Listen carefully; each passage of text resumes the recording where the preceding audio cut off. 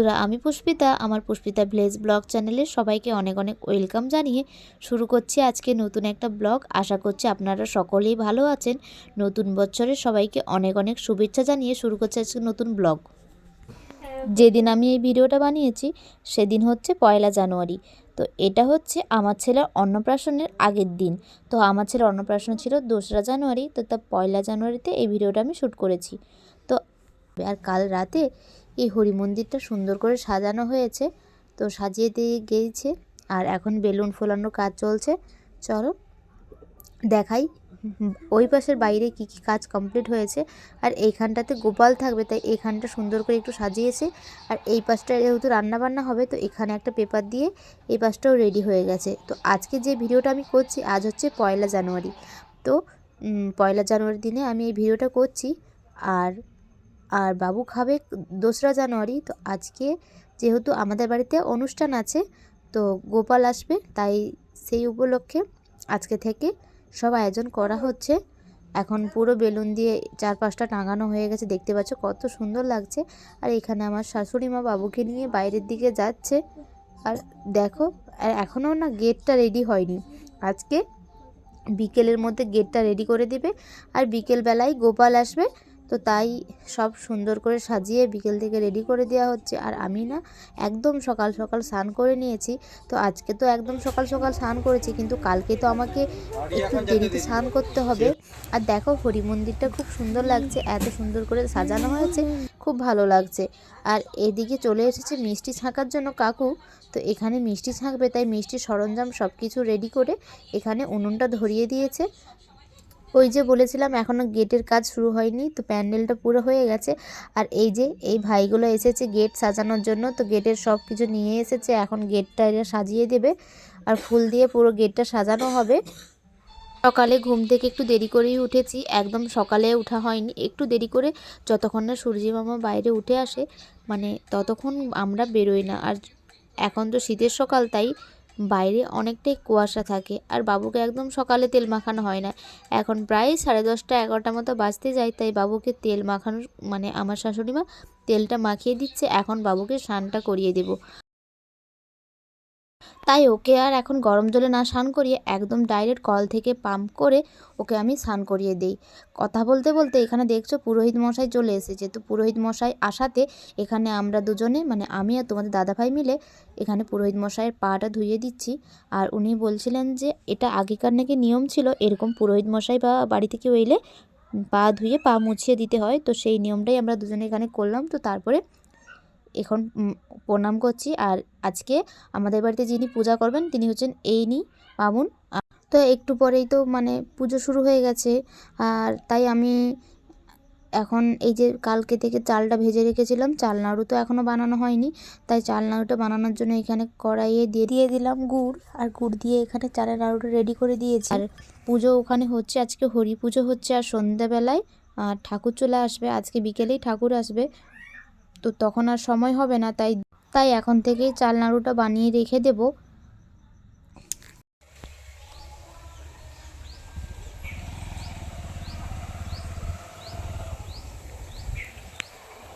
ঘর তোলা তো হয়ে গেছে, আর এখন পুজো শুরু হবে।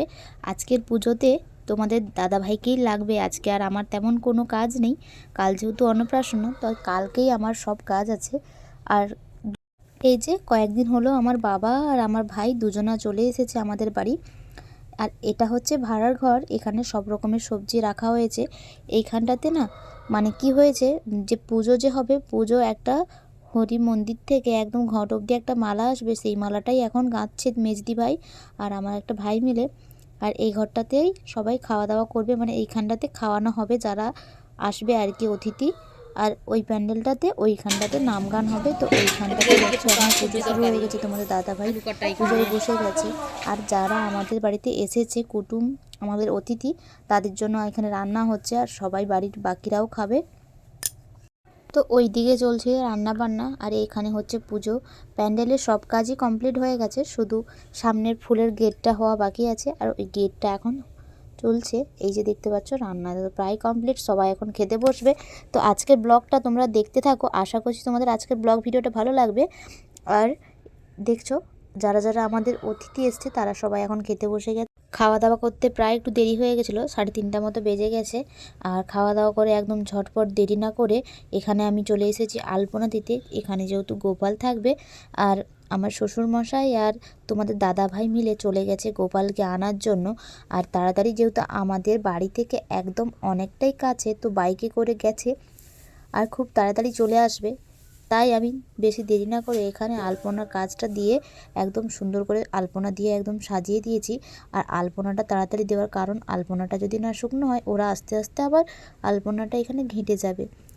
আলপনা দেওয়া প্রায় কমপ্লিট হয়ে যাবার কিছুক্ষণ পরেই, ঠিক সন্ধে নেওয়ার একটু আগে, গোপাল নিয়ে চলে এসেছে আমাদের বাড়িতে। আর আমাকে দেখছো, আমি এখানে জল ছিটিয়ে নিয়ে যাচ্ছি সামনে আমাদের বাড়িতে গোপালকে নিয়ে যাচ্ছে।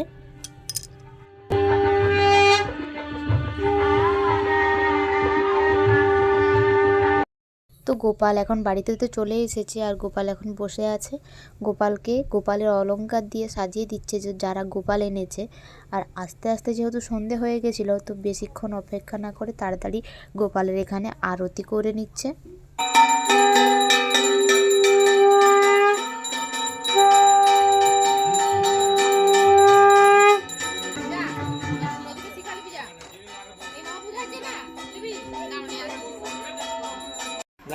হ্যাঁ, গোপালের জন্য নাড়ু করবো।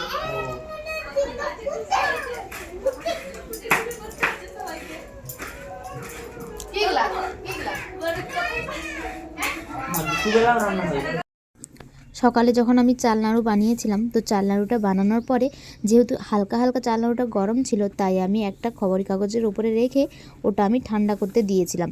তো সন্ধে নামতেই ওইগুলো আমি আবার একটা জায়গায় তুলে যখন রাখছিলাম, তো যে আমাদের বাড়িতে গোপাল নিয়ে এসেছে সে দেখতে পেয়ে আমায় জিজ্ঞাসা করছিল যে এই চাল নাড়ুগুলো কী হবে।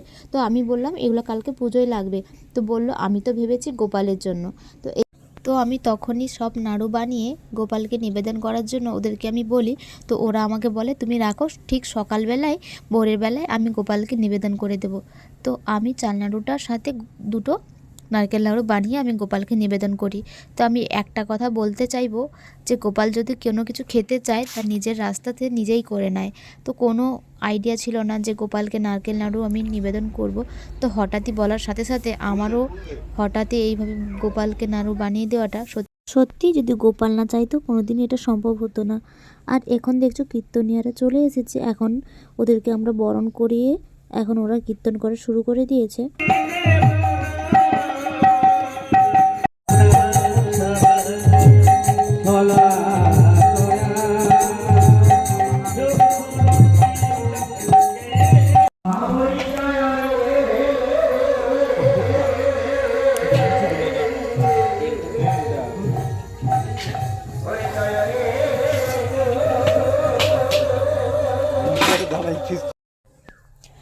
এই যে যারা ঠাকুর নিয়ে এসেছে তারা এখন রান্না করছে, কারণ রাতে তো গোপালকে খাবার নিবেদন করতে হবে। তো আজকের প্রসাদটা এখন তারা রান্না করছে, আর যারা আত্মীয়রা এসেছে তারাও এই প্রসাদ গ্রহণ করবে।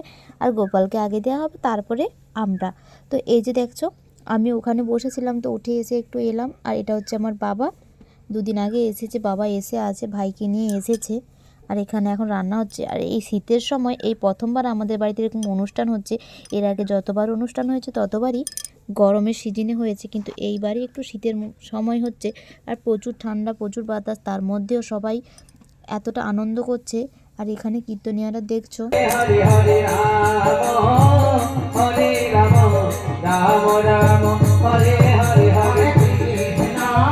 কাল যেহেতু এতজন খাবে, তাই আগের থেকে ক্যাটারিংওয়ালা চলে এসেছে। আর ওরা এসে এখানে সব সবজি কাটাকাটি করছে, কারণ যারা আমাদের বাড়িতে গোপাল নিয়ে এসেছে তারা তো রান্নাবান্না করবেই, কিন্তু তাদেরকে সাহায্য করে দিচ্ছে এরা। এইখানে এসে সব সবজি আগে থেকে কেটে আজকে রাত্রে থেকে সব ভিজিয়ে রেখে দেবে, কালকে রান্না হবে। আর এখানে কীর্তনিয়ারা তো সারা রাত ধরে আজকে গান, নাম, সংকীর্তন চলবে। আর এরা এখন নাচ গান করে চলে যাবে, আর যারা গান করবে তারা আজ সারা রাত ধরে নাম গান করবে। তো আজকের ব্লগ ভিডিওটা আর বেশি বড় করছি না, আমার ব্লগটা এই পর্যন্তই থাকবে। আর রাত হয়ে যেতে প্রসাদ খাচ্ছি এখন, আর আমরা সবার শেষেই খেতে বসেছি কীর্তনিয়াদের সাথে। তো আজকে আমার ব্লগ ভিডিওটা এই পর্যন্তই থাক। ভিডিও যদি ভালো লাগে অবশ্যই চ্যানেলটিকে সাবস্ক্রাইব করে অল নোটিফিকেশন অন করে দেবেন। দেখা হচ্ছে পরের কোনো ভিডিওতে। আর ভিডিওটা কেমন লাগলো কমেন্টে অবশ্যই জানাবেন। Tata, bye bye.